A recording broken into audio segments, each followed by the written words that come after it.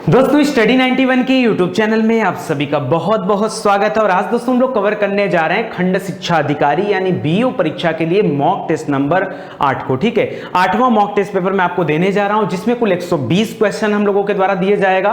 15 question math का और 15 question reasoning का आपको मिल रहा होगा टाइम टू टाइम। और यहां पर 90 क्वेश्चन जो जीएस के आते हैं उस पर हम अपनी चर्चा करने वाले हैं। एक बात मैं आपसे क्लियर करना चाहता हूं कि बहुत सारे बच्चों को ऐसा लग रहा है कि बीओ का पेपर नहीं होगा। यार मैं आप लोगों को बार बार समझाता हूं, लेकिन मुझे ऐसा लगता है कि विद्यार्थी होने का जो एक गुण है ना, वो आप सब में धीरे धीरे चला जा रहा है, समाप्त तो हो रहा है। यार आप हमेशा ये क्यों देखते हो कि बीओ का पेपर नहीं होगा तो हमें पढ़ने की जरूरत नहीं है। आपका फर्ज, आपका इसमें सिर्फ एक फर्ज है, वो क्या है? पढ़ाई करना। आपको अपनी स्टडी पूरी करना है। जितना आपका चैप्टर है, जितना आपका टॉपिक है, वो आपको पढ़ना है। किस दिन आपको भाई समझ में आएगा? कौन आपको आके समझाएगा? कौन समझाएगा और क्यों समझाएगा? ठीक है, पेपर आपका है, तैयारी आपको करनी है, सीखना पढ़ना आपको है, नौकरी आपको करनी है, पैसे आपको कमाने हैं, आगे आपको बढ़ना है। दूसरा इंसान कब तक आपके पीछे दौड़ेगा? कब तक दौड़ेगा? और आप बता दो क्यों दौड़ेगा? मैं आपके पीछे क्यों दौड़ूं? इस चीज के लिए बार बार क्यों समझाता रहा हूं कि यार पेपर को मत ध्यान दो। मैं देख रहा हूं कि ज्यादातर जो बच्चे हैं, पता है, जितना व्यूज मुझे इस मॉक टेस्ट पेपर पे नहीं मिलेगा, उससे ज्यादा व्यूज उस समय मिल जाता अगर मैं एक बढ़िया कवर पेज बना के लिख के प्रचार कर दूं कि क्या खंड शिक्षा अधिकारी का पेपर टल रहा है। ठीक है, केवल इतनी बात कवर पेज पे लगा के अगर उसके बारे में बता दूं, ठीक है, तो उससे ज्यादा व्यूज उसके आ जाएंगे। इसका मतलब क्या है कि देश में अगर बात करें तो जो पढ़ने वाले विद्यार्थी उनकी संख्या बहुत कम है। यही रीजन है। अच्छा, मुझे पहले लगता था कि गवर्नमेंट क्यों आई 1500 नौकरियां क्यों निकालती? क्यों? क्योंकि 1500 लोग ही हैं जो उस पद के लायक हैं। उससे ज्यादा लायक ही नहीं बचे हैं। उससे ज्यादा लायक लोग ही नहीं बचे हैं जो मेहनत करें। ठीक है, हो सकता है लोगों को बात बुरी लगेगी। एक दिन योगी जी ने कहा था, मुझे भी बड़ा गुस्सा आया था कि हमारे देश में योग्य लोगों की कमी है। उस दिन गुस्सा आया था मुझे कि योगी जी का ये बोलना गलत है, लेकिन आज मुझे एहसास हो रहा है कि योगी जी ने सही कहा था। योग्य लोगों की कमी है। कोई मेहनत नहीं करना चाहता है, फ्री का माल मुद्रा उसे मिलता रहे, फ्री में एक नौकरी मिल जाए, वाह वाह भाई क्या बात है। मेहनत ना करना पड़े, मेहनत एकदम ना करना पड़े। ठीक है, चलो कोई बात नहीं, आपकी मर्जी, आप करो। ठीक है, एप्लीकेशन इच्छा होगा डाउनलोड कर लेना, नहीं इच्छा होगा कोई बात नहीं। आगे देखो, पहला क्वेश्चन है, मुगल दरबार में सन 1770 में भेजे गए अंग्रेज दूतमंडल का कौन प्रमुख था जिसने मुगल सम्राट फर्रुखसियर के साथ शाही फरमान प्राप्त किया? करो करो, बहुत ज्यादा पढ़े लिखे लोग हो ना, करो, बताओ उत्तर। गलत करने के लिए आओगे, करो गलत, समझ में आएगा। यही क्वेश्चन अगर आप सही कर दो, यही क्वेश्चन सही कर दो, केवल स्टार्टिंग से आप 5 क्वेश्चन सही कर दो, समझ लो आपका सिलेक्शन हो जाएगा। करो सही, ईमानदारी से सही करना भाई।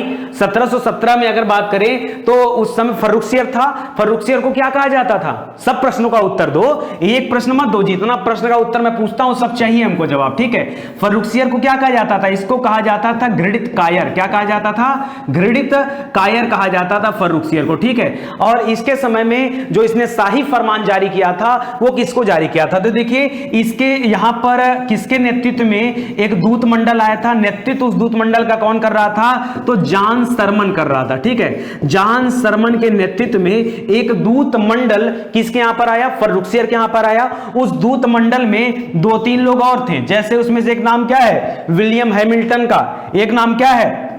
एडवर्ड स्टीफन का।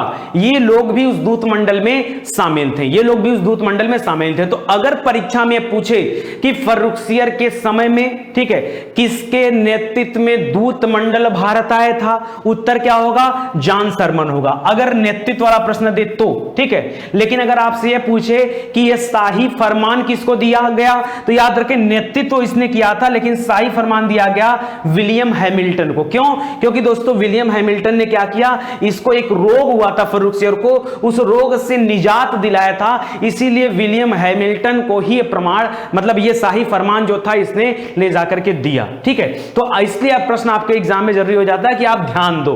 मैंने यहां पर बता दिया, प्रश्न नौकर शाही फरमान किसके हाथों में थमाया गया? विलियम हैमिल्टन के, जबकि उस दूत मंडल का नेतृत्व जो है जॉन सरमन कर रहा था। जो लोग पढ़े होंगे, डिटेल में आपको पढ़ाया गया है, मैं इसलिए गुस्सा नहीं हूं कि आप सोच रहे हो कि नितिन सर इतने गुस्से में क्यों बात कर रहे हैं, ठीक है। मैं इसलिए गुस्सा हूं कि दोस्तों स्टडी 91 एक ऐसा चैनल है जहां सभी विषय को डिटेल से पढ़ाया जाता है, चैप्टर वाइज पढ़ाया गया।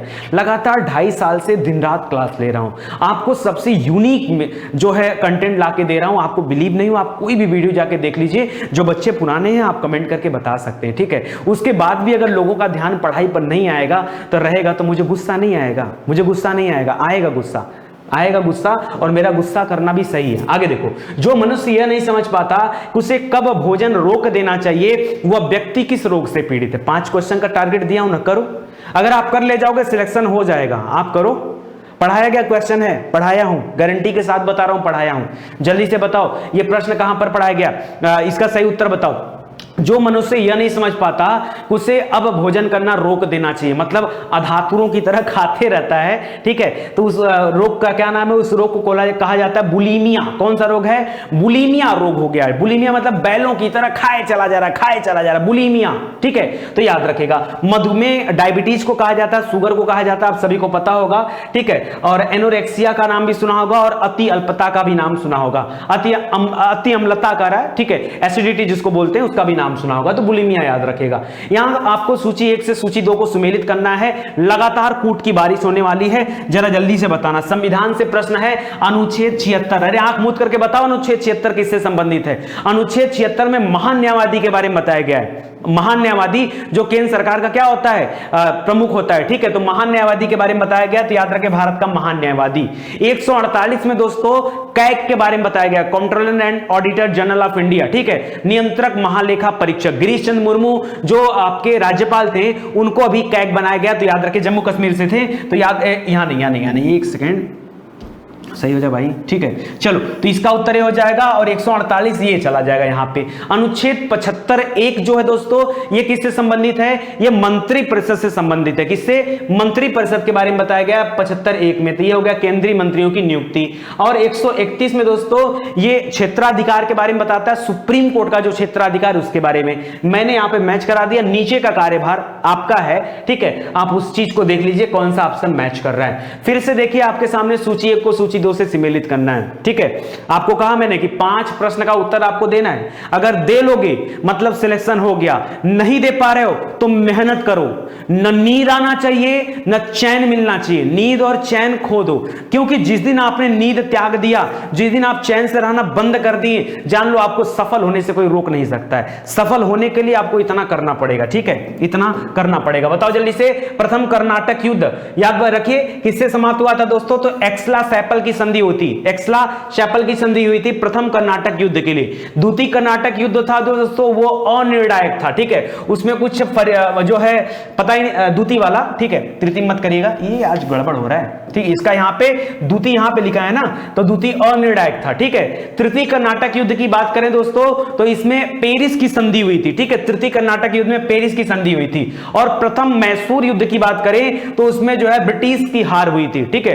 प्रथम मैसूर युद्ध, तो इसको याद रखेगा, बड़ा इंपॉर्टेंट क्वेश्चन है, मैंने मैचअप करा दिया है। इस तरह के कठिन प्रश्न भी आपसे परीक्षा में पूछे जाएंगे।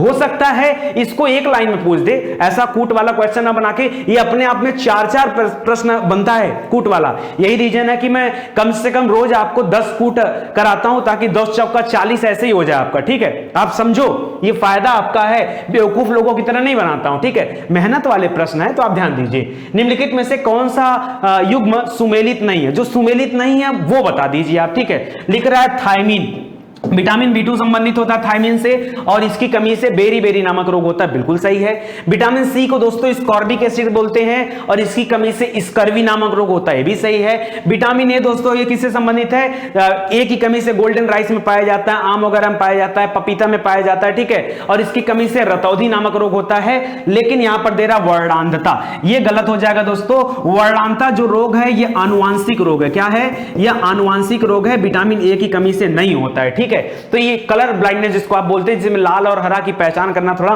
कठिन हो जाता है। और विटामिन के से क्या होता है दोस्तों, इससे रक्त का थक्का बनता है, ये भी आपको पढ़ाया गया, ठीक है। तो मैंने यहां पे मैच करा दिया, मतलब ऑप्शन नंबर 3 क्या हो जाएगा, आपका सही उत्तर हो जाएगा। चलो स्पीड बढ़ाते हैं, थोड़ा एक्सप्रेस वाली क्लास लेते हैं। नागरिक संशोधन बिल कितने अल्पसंख्यक समुदाय को नागरिकता प्रदान करेगा? पिछले साल सीए वाला मुद्दा चल रहा था, ठीक है, और उस मुद्दे में क्या हुआ, नागरिकता संशोधन बिल आया, उसमें जो है कितने धर्म को शामिल करने की बात कही गई, ये आपको बताना है, ठीक है। तो याद रखें मामला क्यों इतना गंभीर हो गया था, क्योंकि मुस्लिम को छोड़ करके बाकी सभी को शामिल वहां पर किया गया था, मुस्लिम को छोड़ करके, एक्सेप्ट मुस्लिम, ठीक है। जैसे आपका हिंदू हो गया, बौद्ध हो गया, जैन हो गया, पारसी हो गया, ठीक है, ईसाई हो गया और हमारा सिख हो गया, ये टोटल 6 हैं। मुस्लिम की बात नहीं की गई, ये 6 धर्मों की बात की गई जिसको इसके तहत शामिल किया गया। अच्छा, बहुत सारे लोग नाराज भी हो रहे थे कि सर ऐसा क्यों किया गया, भाई सबको शामिल किया गया तो मुस्लिम को भी शामिल कर लिया गया होता, नहीं। एक्चुअली में नागरिकता संशोधन जो बिल था उसमें क्या चीजें थी कि जो अगर हमारे आसपास के जो देश हैं, जैसे बांग्लादेश, अफगानिस्तान, पाकिस्तान, अगर हम इन तीनों की बात करें तो यहां पर जो सबसे बड़ी जनसंख्या है वो क्या है, वो मुस्लिमों की है। इन तीनों देशों में सबसे बड़ी जनसंख्या किसकी है, मुस्लिम की है। एक बात बताओ, क्या मुस्लिम देश में मुस्लिम को कोई दिक्कत है, क्या मुस्लिम देश में मुस्लिम को कोई दिक्कत है? नहीं। तो वहां बचे हुए जो अन्य लोग हैं जैसे हिंदू, बौद्ध, जैन, पारसी, ईसाई और सिख, इनको दिक्कत हो सकता है, इसलिए केवल इनको ही यहां पे शामिल किया गया, ठीक है। तो मामला कुछ ऐसा था, इसमें जो है परेशान होने की जरूरत नहीं है। आगे देखिए, यदि कोई मानवीय रोग विश्व के बृहत क्षेत्र में फैलता है तो उसे क्या कहा जाता है? जैसे अभी कोविड-19 ही ले लो, ठीक है। कोविड-19 जो कोरोना वायरस है ये पूरे विश्व को अपनी चपेट में ले रखा है, ठीक है। और आप जो देख रहे हो कि पूरा जीवन जो है रुक सा गया था, वो सभी देशों में ऐसे लोग हतोत्साहित हुए थे। तो इस तरह के अगर कोई रोग हो उसे क्या कहा जा सकता है? उसको, जैसे मैंने बताया था कि इस तरह का रोग जो जानवरों से फैलता है मनुष्य तक आता है, उसको जूनोटिक्स कहते हैं। यह आपके लिए इंपॉर्टेंट है, ये सिविल जैसी परीक्षाओं में प्रश्न आएगा, मैं लिख के दे रहा हूं पहले से। क्यों? एक लेवल का क्वेश्चन होना चाहिए। अगर मैं पेपर बनाता तो इस तरह का एक लेवल का क्वेश्चन मेंटेन करता कि यार लोगों को क्या जानना चाहिए, क्या जरूरी है, वो आपको देता। तो यहां पर मुझे लगता है ये इंपॉर्टेंट क्वेश्चन है। इसको नाम दिया जाता है एपिडेमिक्स का। क्या देते हैं? एपिडेमिक का नाम देते हैं, सॉरी पेंडेमिक, एपिडेमिक नहीं, गलती हो गया मुझे, पेंडेमिक कहा जाता है। पेंडेमिक तब कहा जाता है जब इसको जो है ये कोई रोग जो है दुनिया के बहुत बड़े क्षेत्र पर फैल जाता है, ठीक है, पेंडेमिक बोलते हैं। मेरे सामने भी ये प्रश्न थोड़ा नया था तो इसलिए आप लोग याद रखें, क्या बोलेंगे? पेंडेमिक, पेंडेमिक बोलिएगा, याद रखेगा, गलती मत करिएगा। एक संक्रामक रोग, वायरल रोग जो लार ग्रंथियों में दर्दनाक सूजन का कारण बनता है। दर्दनाक सूजन जब लार ग्रंथियों में बनती है यहां गले में, तो क्या होता है, आपका गला जो है वो बड़ा हो जाता है, ठीक है, स्वेलिंग आ जाती है, उसको गलसुआ रोग बोलते हैं। गलसुआ को मम्स भी कहा जाता है, मम्स, ठीक है। तो याद रखेगा गलसुआ रोग होता है जिसमें लार ग्रंथियां क्या हो जाती है, प्रभावित हो जाती है, ठीक है। बाकी हैजा वगैरह जो है इसका नाम आपने सुना ही होगा, ये सब संक्रामक वाले रोग हैं। निम्नलिखित रोगों में से कौन टाइगर मच्छरों के द्वारा संचारित नहीं होता? टाइगर मच्छर की खासियत होती है दोस्तों, उसके शरीर पर जो है ब्लैक एंड व्हाइट के स्पॉट बने होते हैं, मच्छर होते हैं। और टाइगर मच्छरों से कौन सा रोग नहीं फैलता है? मुझे लगता है मुझे डिटेल में बताना चाहिए थोड़ा सा। देखिए अभी डिटेल में क्यों नहीं बता रहा था, पहले सुन लीजिए। जैसे अगर हम इस प्रश्न की बात करें, ठीक है, यहां बात करें तो यहां इस तरह का कोई चीज ही नहीं है, यहां पेंडेमिक ही चीज है। तो बाकी 3 अगर ऑप्शन किसी चीज से मैच करते हैं, ठीक है, तो मैं आपको बता देता, इसलिए ऑप्शन नहीं बताया। यहां पे जैसे 6 लोगों को ही शामिल किया गया, अब 5, 4, 3, 2 का क्या मैं डिस्क्रिप्शन दूं आपको? तो डिस्क्रिप्शन लायक चीज भी तो होनी चाहिए, तब तो आदमी डिस्क्रिप्शन देगा। इसके भी पहले जो क्वेश्चन पढ़ा गया, कुछ लोगों के मन में आ रहा होगा कि सर आप डिटेल नहीं बता रहे, ठीक है, यहां पे चारों डिटेल आपको बता ही दिया। तो जहां पे जरूरी है वहां मैं बता देता हूं, जहां मैं जरूरी नहीं समझता फिर उसका नहीं बताता हूं, जबरदस्ती का नहीं बताता हूं कि आपको परेशान होने पड़े। यहां पे देखिए डिप्थीरिया अभी मैंने पढ़ाया था आपको, डीपीटी का टीका, ठीक है, डिप्थीरिया का टिटनेस वगैरह का टीका, ठीक है, बच्चों को लगता है, वो सब आपको बताया, ठीक है। उसी तरह से हैजा दोस्तों खास करके गंदा पानी वगैरह से बहुत ज्यादा फैलता है, ठीक है, हैजा रोग है। इन्फ्लुएंजा का भी नाम सुना होगा, ठीक है। तो ये आसान चीजें, इसमें ज्यादा कुछ है नहीं। यहां पे लिख रहा कौन सा टाइगर मच्छर से नहीं फैलता है, तो कोई 3 है यहां पर जो फैलता है। अब जैसे दे रहा पीत ज्वर, तो पीत ज्वर अरे जो नॉर्मल आपको बुखार होता है, ये हो गया, डेंगू हो गया, चिकनगुनिया हो गया, सब मच्छरों से फैलने वाला रोग है। ये जापानी इंसेफ्लाइटिस जो दे रहा दोस्तों, यहां पे सही उत्तर होगा जापानी इंसेफ्लाइटिस याद रखेगा, ये सबसे पहले गोरखपुर में देखा गया था। सबसे पहले कहां देखा गया था? गोरखपुर में। और याद रखिए सुअर से फैलने वाला रोग है। किससे? सुअरों में होता है, सुअर से फैलने वाला जापानी इंसेफ्लाइटिस। ठीक है, इसको याद रखेगा, बता दिया इसके बारे में, और ज्यादा यहां कुछ नहीं है। आगे देखिए, अगला प्रश्न है अंतरराष्ट्रीय योग दिवस 2020 के संदर्भ में निम्नलिखित कथनों पर विचार कीजिए। क्या यहां डिस्क्रिप्शन वाली कोई बात है? नहीं, आप खाली कथन पढ़िए, आपको सही गलत समझ में आ जाएगा। लेकिन वर्ष 2020 में 5वें योग दिवस का आयोजन किया गया। जिस बंधु को पता होगा कि भारत में प्रधानमंत्री मोदी जी जब बने, ठीक है, 2014 में, तो 2015 में उन्होंने योग दिवस जो होता था उसको अंतरराष्ट्रीय लेवल पर ख्याति दिलाया। और 21 जून को योग दिवस मनाया जाता है। क्यों? क्योंकि उत्तरी गोलार्ध में सबसे बड़ा दिन होता है। तो 21 जून 2015 को पहली बार योग दिवस मनाया गया था, 2016 में दूसरी बार, 2017 में तीसरी बार, 2018 में चौथी बार, 2019 में पांचवी बार, और इस बार 2020 में छठी बार मनाया गया। तो काहे का 5वां योग दिवस है? बोलो, काहे का 5वां है? छठा हो गया ना। 15 से 20 जल्दीबाजी में लोग 15, 5, 20 कर लेते हैं ना। 15 में स्टार्ट हुआ और 20वां चल रहा है, तो 6वां वर्ष है, ये 5वां नहीं है। ठीक है, तो आपका ये गलत हो जाएगा, यानी पहला वाला गलत हो गया। दूसरा दे रहा है अंतरराष्ट्रीय योग दिवस का मुख्य कार्यक्रम इस बार 21 जून को लद्दाख में हुआ। कहां पर हुआ? लद्दाख की राजधानी लेह में, लेह लद्दाख में हुआ। तो ये कथन बिल्कुल सही है। ठीक है, तो यहां पर केवल 2 आपका राइट आंसर हो जाएगा। ठीक है, कुछ है नहीं, मैं आपको यह बताना चाहता हूं कि जो जरूरी चीजें उसे मैं बताते चलूं आपको। ठीक है, वायु शक्ति यानी विंड पावर में क्या होता है? ये ऊर्जा, अरे आपने पवन चक्की सुना है यार, वही विंड पावर है, वही वायु शक्ति है। उस पवन चक्की से जो ऊर्जा जनरेट होता है ये काइनेटिक एनर्जी होता है। क्या होता है? काइनेटिक एनर्जी, गतिज ऊर्जा कहा जाता है उसे। तो याद रखेगा, यहां पर जो कौन सा रूप विद्युत ऊर्जा में परिवर्तित होता है? तो चलती हुई हवा का जो रूप है वो गतिज ऊर्जा कहा जाता है, उससे एनर्जी पैदा होती है और वो विद्युत रूप में जाता है। तो काइनेटिक एनर्जी भी याद रखिए और गतिज ऊर्जा भी याद रखिए। ठीक है, ध्यान दीजिएगा। हाल ही में किस राज्य सरकार ने एथलीट हिमा दास को, हिमा दास एथलीट हैं और उनको जो है उनका नाम खेल रत्न के लिए खेल मंत्रालय को भेजा गया है। तो हिमा दास जी असम की धरती से बिलोंग करती हैं। असम के मुख्यमंत्री हैं सर्बानंद सोनोवाल। ठीक है, तो याद रखेगा असम से बिलोंग करती हैं और असम से रिलेटेड हैं। वर्चुअल ग्लोबल वैक्सीन समिट 2020 में जिसको भारत ने डोनेट किया है, गावी एक संस्था है दोस्तों, उस गावी संस्था को भारत ने कितना डोनेशन दिया है? तो $15 मिलियन का। क्यों दिया है? आपको पता दोस्तों, कोरोना वायरस मार्च में मतलब आ गया था, तो दिसंबर में इसके बारे में पता चल गया था, जनवरी से यह फैलना शुरू हो गया और अब जाकर अगस्त आ गया है। लेकिन इसकी वैक्सीन अब जाकर के रूस ने सबसे पहले बनाया है और भी देशों ने दावा किया है कि हम भी जो है वैक्सीन बना लिए हैं। ठीक है, वो सब ठीक है, लेकिन इतना टाइम लगा वैक्सीन बनाने में, तो आगे से इस तरह का कोई रोग हमारे ऊपर हावी ना हो पाए, इसके लिए गावी बहुत बड़ी योजना तैयार कर रहा है। उसमें भारत की तरफ से जो योगदान दिया गया है वो $15 मिलियन का योगदान दिया गया है, उसको याद रखेगा। गावी का फुल फॉर्म क्या है? The global aviation for vaccine and immunization. ठीक है, तो याद रखेगा स्विट्जरलैंड जेनेवा में यह स्थित है। चलिए आगे देखिए, संविधान की अनुसूची को मिलान करना है विषय से, कि किस अनुसूची में कौन से विषय के बारे में बताया गया। ठीक है, जैसे 7वीं अनुसूची की बात करें तो बड़ा आसान है दोस्तों। 7वीं अनुसूची में क्या बताया गया है? यहां पर संघ और राज्यों के मध्य अधिकारों के बारे में बताया गया। ठीक है, 7वीं में एक प्रकार से देखा जाए स से 7, स से सूची। ठीक है, 7वीं अनुसूची जो है उसमें संघ जो केंद्र और राज्य और समवर्ती सूचियां, उसके बारे में चर्चा किया गया। ठीक है, 8वीं अनुसूची में दोस्तों भाषा के बारे में बताया गया है। 9वीं अनुसूची में नियम के बारे में बताया गया, कुछ अधिनियमों का विधिमान्यकरण के बारे में बताया गया। 10वीं अनुसूची में 10 से दल बदल के बारे में बताया गया, सब याद रखिए। बाकी 8वीं अनुसूची में जो भाषा है कुल 22 भाषाएं हैं। ठीक है, तो सब भी याद रखेगा आप। G7 की समिट जो 10 से 12 जून 2020 को होने वाली थी, ट्रंप ने इसमें इस G7 के लिए ट्रंप ने कहा इसमें 4 नए देश को शामिल किया जाए। कितना? 4 नए देश को शामिल किया जाए और G7 का विस्तार करके G11 बनाया जाए। क्या बनाया जाए? G11। ट्रंप ने कहा भारत को इस G7 में शामिल करने की जरूरत है।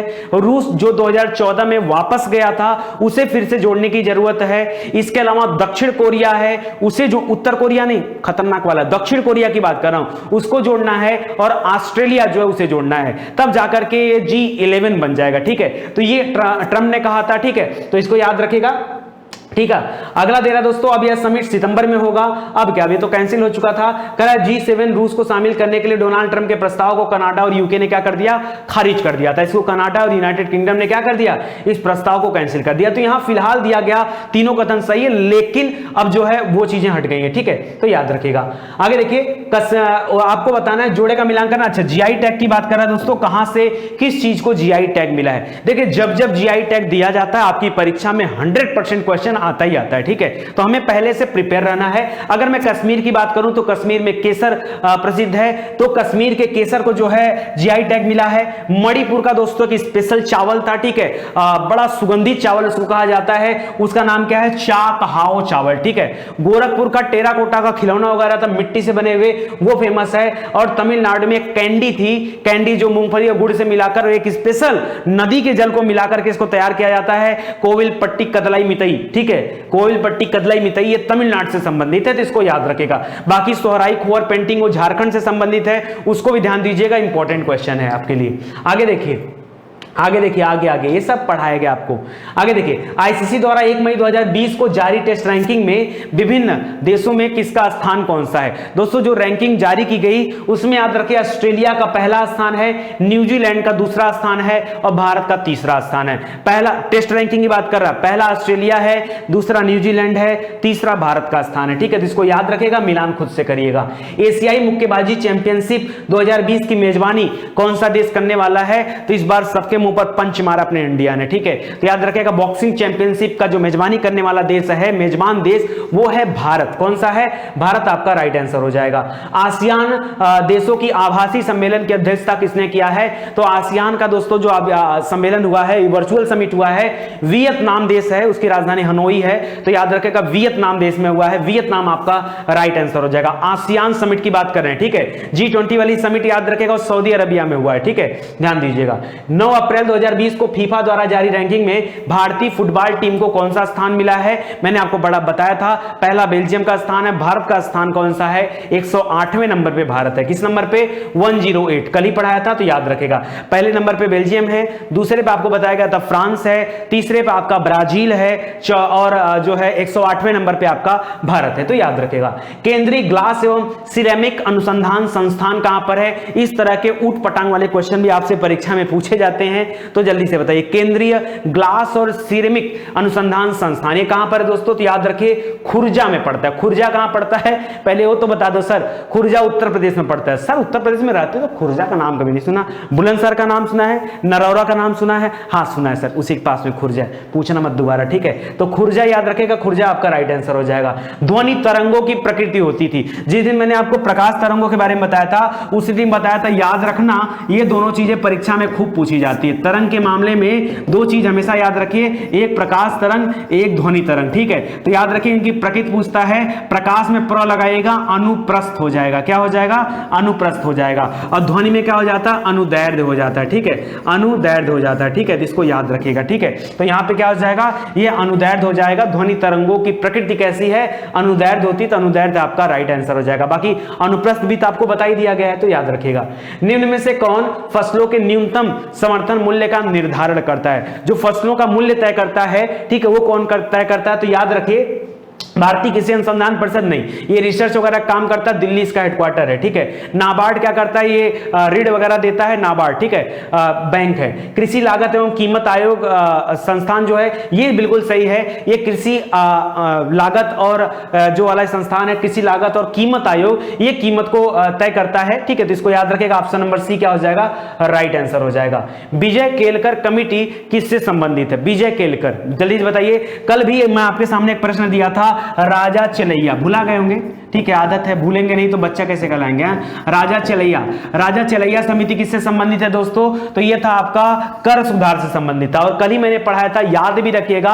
विजय केलकर समिति का संबंध किससे है, तो उसका संबंध भी किससे है, कर सुधार से संबंधित है, तो कर सुधार ही आपका क्या हो जाएगा, सही उत्तर हो जाएगा। इसके अलावा कर सुधारों के लिए 2-3 समितियां और बनी थी, जैसे हैलित समिति हो गया, पार्थ सारथी सोम समिति हो गया, तो इनका भी नाम आपको याद रखना है। शुद्ध घरेलू उत्पाद प्राप्त किया जाता है, मस्त क्वेश्चन है, मस्त क्वेश्चन है। सुनो अभी देखो क्या बोला है, कल मैंने आपको पढ़ाया था, आंसर देखने के लिए नहीं पलटी कर रहा हूं, कोई एक सादा पेज चाहिए मेरे को। चलो अभी पूछा आपसे ना क्या पूछा आपसे पूछा है शुद्ध घरेलू उत्पाद, यहां जगह ही कहीं नहीं मिल रहा है, ठीक है चलो कोई बात नहीं। शुद्ध घरेलू उत्पाद की बात कर रहा है, शुद्ध घरेलू उत्पाद की बात करें दोस्तों तो सिंपल है।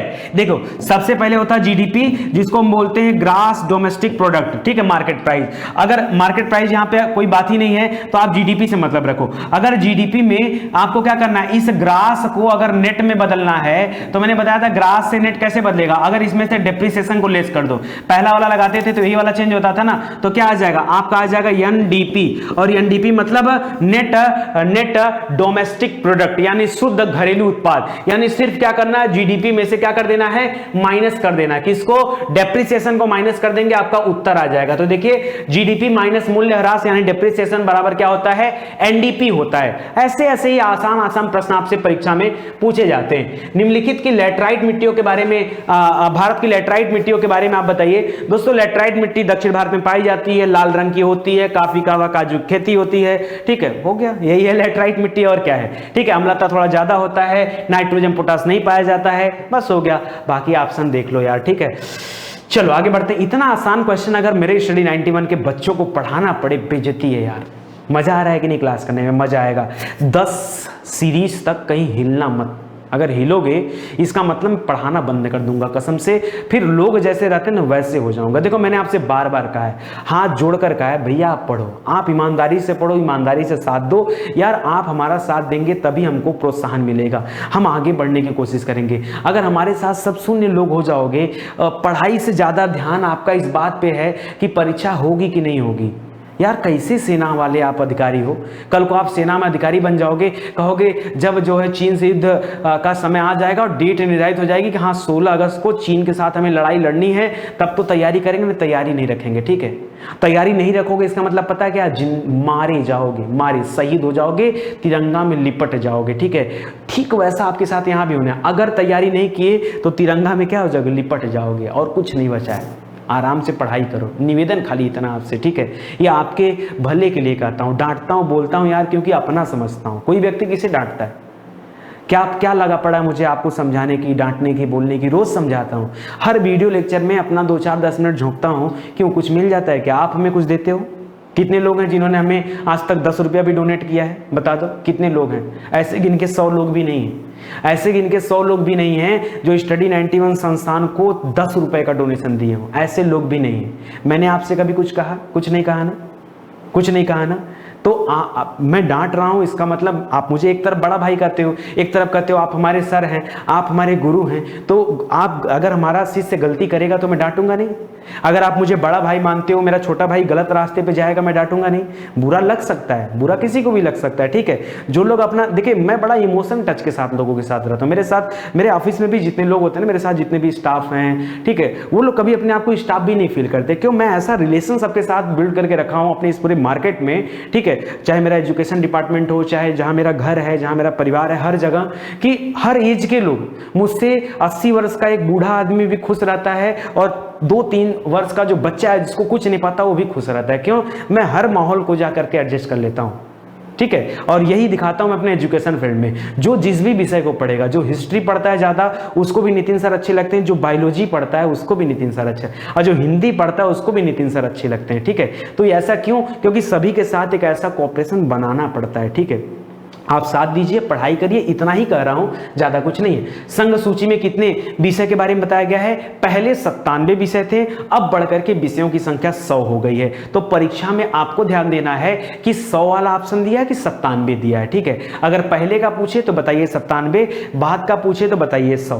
संघ सूची में आता क्या है? तो संघ सूची में जितने भी विषय हैं उन विषयों पर कानून बनाने की जिम्मेदारी, उनको नियंत्रित करने की जिम्मेदारी केंद्र सरकार की होती है, यही है संघ सूची। और राज्य सूची में राज्य का काम होता है, और समवर्ती सूची में केंद्र और राज्य दोनों लोग मिल करके काम करते हैं, ठीक है। यही है। सूचियों के बारे में अनुसूची 7 में बताया गया, 100 से 7, 100 से सूची याद रखेगा, वो भी आपके लिए ध्यान दीजिएगा। ये सूची वाला कॉन्सेप्ट ऑस्ट्रेलिया के संविधान से लिया गया है, ये भी याद रखेगा। ये सब पेड क्वेश्चन है जो आपसे परीक्षा में पूछे जाते हैं। तो यहाँ क्या हो जाएगा? 97 आपका राइट आंसर हो जाएगा, ठीक है। कुल 100 विषय हैं। कह रहा मुगल काल के दौरान एक विदेशी व्यापारी भारत आया था, उसने एक विशेषज्ञ के रूप में तख्ते ताऊस, जिसको मयूर सिंहासन कहा जाता है। इसको शाहजहां ने बनवाया था, कोहिनूर का हीरा भी इस पे जड़वाया था, ठीक है। उसके बारे में वर्णन करता है कौन, तो उसका नाम था ट्रेवेनियर, ठीक है। क्या नाम था, ट्रेवेनियर नाम था। तो आपका तीसरा वाला ऑप्शन सही हो जाएगा, इसने किताब में वर्णन किया है। बाद में 1739 में भारत पर नादिर शाह ने हमला किया। 1739 में जब मोहम्मद शाह रंगीला का शासन था, उसने तख्ती ताउस को उठा के लेकर अपने देश चला गया, ठीक है। जैसे उसके बाप की जायदाद थी, लेके चला गया, क्या करेंगे। निम्नलिखित में से कौन सा ग्रंथ राणा कुंभा द्वारा रचित नहीं है। राणा कुंभा का नाम सुना होंगे, ठीक है। राणा कुंभा बेचारे ऐसे व्यक्ति थे, बड़े मतलब बहुत मजबूत भी व्यक्ति थे। कुंभा का महल भी आप जाके देख सकते हैं, बहुत मतलब अखंड महल उन्होंने बनवाया है, ठीक है। तो याद रखें, बहुत बेहतरीन किला है राणा कुंभा का। तो राणा कुंभा, लेकिन एक ऐसी कंडीशन देखिए, उनकी मृत्यु उनके ही पुत्र ने कर दिया, ठीक है। राणा उदा सिंह नाम था, उन्होंने ही जो है अपने पिता की हत्या कर दिया था, तो याद रखेगा। बाकी उनकी रचना कौन सी नहीं है, उससे अच्छा आप याद करिए कि कौन सी है, वो ज्यादा है। रसिक प्रिया, सुधा प्रबंध और नृत्य रत्न कोश, ठीक है। ये सभी उनसे संबंधित है। जैसे मान लीजिए एक राजा है, उसको क्या चाहिए, एक राजा है तो उसके सामने चाहिए ओ परियां डांस कर रही है, ठीक है, तो नृत्य याद रखेगा। सुधा प्रबंध मतलब क्या हो, सुधा माने अमृत, दारू नहीं, ठीक है। अमृत का एक प्रबंध हो, मतलब क्या जाम पे जाम चलता रहे और नाच देखा जाए। रसिक प्रिया, ऐसे जो मतलब सब एकदम रस बिहोर हो जाए, ठीक है। तो इस तरह के शब्द आप बना के याद रखिए। ये तीनों किताबें किसके द्वारा रचित हैं, ये राणा कुंभा के द्वारा रचित है। आज इस तरह सुन लोगे ना, कल परीक्षा में पूछा जाएगा तो आप बता भी दोगे, ठीक है। तो यहाँ पे बाकी कला निधि जो ऑप्शन है, ये ऑप्शन गलत हो जाएगा, पहला वाला, ठीक है। तो याद रखेगा।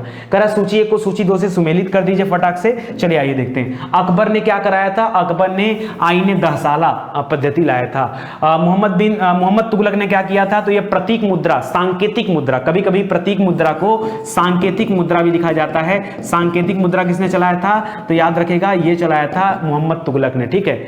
उसके अलावा इल्तुतमिश ने क्या किया था, इल्तुतमिश ने तुर्कान चिहलगामी 40 सरदारों का एक गुट बनाया था, ठीक है, जिसको गुलाम चालीसा भी कहा जाता था। शेरशाह सूरी ने सड़क आजम, सड़कों का निर्माण कराया। अरे सिल्क रोड उसी के समय में बना था ना, बाकी मैंने मैच करा दिया, आप खुद से देखो चल करके, चीजें आपको समझ में आ जाएंगी, ठीक है। बराबर की पहाड़ी की गुफाओं के विषय में निम्न में से कौन सा कथन सही नहीं है। बराबर की पहाड़ी की गुफाएं कहां है दोस्तों, ये बिहार में है, गलती से मध्य प्रदेश मत सोचिएगा। भीमबेटका उटका मध्य प्रदेश में, अजंता एलोरा एलिफेंटा काले ये सब कहां पर, ये सब महाराष्ट्र में है, ये आपका बिहार में है। कह रहा कौन सा सही नहीं है, तो लिख रहा है कि बराबर पहाड़ी पर कुल 4 गुफाएं हैं, ठीक है। अच्छा, 3 गुफाओं की दीवारों पर अशोक के अभिलेख उत्कीर्ण हैं। ये अभिलेख इन गुफाओं के आजीविकों को समर्पित होने का उल्लेख करते हैं। ये अभिलेख ईसापुर के 6ठी शताब्दी के हैं। ना 6ठी शताब्दी बोलकर गड़बड़ कर दिया, 6ठी शताब्दी नहीं होगा दोस्तों, ये यहाँ पर क्या हो जाएगा, ठीक है, ये गलत हो जाएगा। बाकी वहां पर जो चीजें दे रहा है वो सही है, क्योंकि जब अशोक का उल्लेख है दोस्तों, तो आपको जाना पड़ेगा उनके समय में, यानी कम से कम मौर्य वंश में आना पड़ेगा, और मौर्य वंश जो था वो इतने पहले से स्टार्ट नहीं हुआ था, ठीक है। तो इसको इस तरह से आप याद रख सकते हैं। गंगा घाटी में धान की खेती का प्राचीनतम प्रमाण कहां मिला है। अगर गंगा घाटी का पूछे जाए तो याद रखेगा लहुरा देव जगह है जहां से धान की खेती का प्रमाण मिला है। इसके अलावा दोस्तों अगर पूछता है तो मेहरगढ़ याद रखेगा, मेहरगढ़ पड़ता है बलूचिस्तान पाकिस्तान में, वहां से भी धान के प्रमाण मिले हैं, ठीक है, इसको याद रखेगा। चंद्रगुप्त के नवरत्नों में से कौन सा फलित ज्योतिष से संबंधित था, तो फलित ज्योतिष से संबंधित कौन था, छपड़क था। कौन था, छपड़क याद रखेगा, ये फलित ज्योतिष से संबंधित थे। बाकी ज्योतिषी में शंकु को भी कभी कभी ज्योतिष माना जाता था। वैसे जो शंकु थे ये रसाचार्य थे, क्या थे, रसाचार्य थे, मतलब रस के बारे में इनको बहुत जानकारी थी। अमर सिंह ने शब्दकोश की रचना किया है, ठीक है, उसको याद रखेगा, तो ये इंपॉर्टेंट है, ठीक है। चलिए आगे बढ़ते हैं। पियरे क्यूरी ने हेनरी बैकुरल और अपनी पत्नी मैरी क्वेरी के साथ मिलकर के जो खोज किया, ठीक है, वो खोज किससे संबंधित था, रेडियो धर्मिता से संबंधित था। और मैरी क्वेरी का नाम यहां याद रखें, मैरी क्वेरी को 2 बार नोबेल मिल चुका है, एक बार फिजिक्स विषय में, एक बार केमिस्ट्री विषय में, ठीक है। और आगे चल के दोस्तों इसी रेडियो धर्मिता की वजह से उनकी मृत्यु भी हो गई थी 1934 के आसपास में, ठीक है, तो याद रखेगा इसको। विलियम क्रुक्स और एक भौतिक रासायनज्ञ थे जिन्होंने किसकी खोज किया था, तो याद रखेगा दोस्तों विलियम क्रुक्स ने, आई थिंक यहां पर थैलियम की खोज किया था विलियम क्रुक्स ने, इसको याद रखिएगा, ये भी इंपॉर्टेंट है, ठीक है।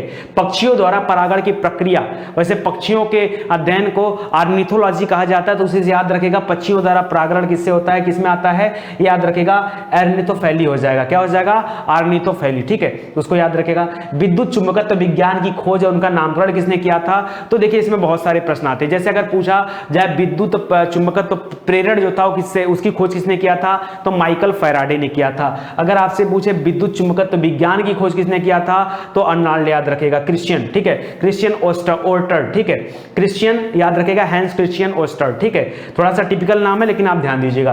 कृत्रिम चुंबक पूछे, ये बहुत ज्यादा पूछा जाता है, तो याद रखेगा विलियम गिलबर्ट ने किया था कृत्रिम चुंबक का, फैराडे ने किया था, माइकल फैराडे ने प्रेरण का, ठीक है, इसको याद रखेगा। उस ग्रंथि का नाम बताएं जो अंतःस्रावी ग्रंथियों के कार्य को नियंत्रित करता है। तो सिंपल सा है, ठीक है, अंतःस्रावी ग्रंथियों के कार्यों को नियंत्रित करने वाली एक मास्टर ग्लैंड थी, इसको पिट्यूटरी ग्रंथि भी कहा जाता है, तो पिट्यूटरी यहां पर राइट आंसर हो जाएगा। नागरिक संशोधन बिल 2019 में जो आया, ये कौन से नंबर का बिल था? ये कौन से नंबर का बिल था, खाली आपको बताना। तो 126 नंबर का बिल था। ज्यादातर लोग भूल चुके हैं लेकिन यहां से प्रश्न आएंगे ही आएंगे, ठीक है, तो 126 नंबर आपका राइट आंसर हो जाएगा। ओपेक का मुख्यालय कहां है? ओपेक दोस्तों जितनी भी तेल कंट्री हैं उनका एक संगठन है, ओपेक के नाम से जाना जाता है। ऑस्ट्रिया की राजधानी वियना में इसका मुख्यालय है, ठीक है, ऑस्ट्रिया की राजधानी वियना याद रखेगा, वियना में इसकी मुख्यालय है, ठीक है। विज्ञान में हुए अभिनव विकासों के संदर्भ में निम्नलिखित में से कौन सा एक कथन सही नहीं है? ठीक है, चलिए पढ़ते हैं। विभिन्न जातियों की कोशिकाओं से लिए गए डीएनए के खंडों को जोड़कर प्रकारात्मक गुणसूत्र रचे जा सकते हैं। बस पहला ही ऑप्शन गड़बड़ दे रहा है, सुनो ध्यान से। अगर मान लो थोड़ा व्यक्ति का जीन ले लिया, थोड़ा कुत्ते का जीन ले लिया, थोड़ा बंदर का जीन ले लिया, थोड़ा गधा का जीन ले लिया, तो क्या बनाओगे? बनाना क्या चाहते हो? यहां ये वर्ड लिखकर गड़बड़ दे दिया कि विभिन्न जातियों के कोशिकाओं से लिए गए जीन, ना एक प्रजाति जैसे होना चाहिए, ठीक है। आप मल्टीपल आदमी का लो, ठीक है, जैसे एक व्यक्ति का लिए एक नाटा आदमी, गोरा आदमी, इसका जीन लो, आप कुछ बना सकते हो, लेकिन हाथी घोड़ा लेकर के क्या बनाओगे आप? ठीक है, तो यहां पर नहीं होना चाहिए, विभिन्न प्रजाति लिख करके गलत कर दिया। ये पहला वाला ऑप्शन ही गलत है, नीचे का 3 ऑप्शन अपने आप में सही है। आप चाहो तो स्क्रीनशॉट लेकर इस पूरे ऑप्शन को पढ़ सकते हो, ठीक है। चलो आगे देखते हैं दोस्तों। आगे लिख रहा है, टेलीविजन के दूरस्थ नियंत्रण के लिए किस प्रकार के विद्युत चुंबकीय विकिरण का इस्तेमाल किया जाता है? तो टेलीविजन में हमेशा याद रखें, टेलीविजन का जब भी क्वेश्चन आए ना तो याद रखें अवरक्त किरणें, जिसको इंफ्रारेड कहा जाता है, उसका इस्तेमाल होता है यहां पर, ठीक है। किसका? इंफ्रारेड याद रखेगा, आपका अवरक्त किरणें होती है। नीरी कहां पर स्थित है दोस्तों? ये एक संस्थान है और ये स्थित है नागपुर में। नीरी कहां पर है? नीरी नागपुर में स्थित है। जिस तरह से पर्यावरण यांत्रिकी पढ़ा था वही है नीरी, ठीक है, शॉर्टकट में लिख रहा है, ठीक है। तो याद रखें कहां पर है ये, वही पर्यावरण अभियांत्रिकी संस्थान वही है नीरी, इंग्लिश में नाम दे दिया नीरी इसको बोलते हैं।